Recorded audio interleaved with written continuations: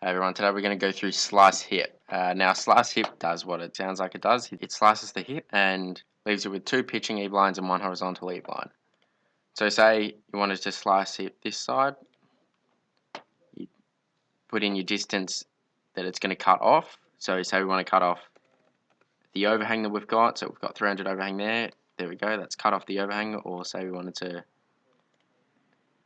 cut off 1,000. Then we can cut off 1,000. So whenever you slice hip, it must be at your normal hip end, and there has to be two hip lines connected to that eve. Otherwise it won't work. So say this one, we want to cut off 200, and we can cut that off there.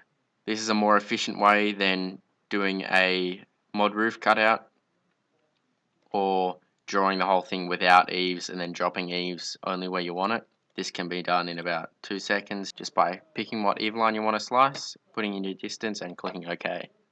Simple as that.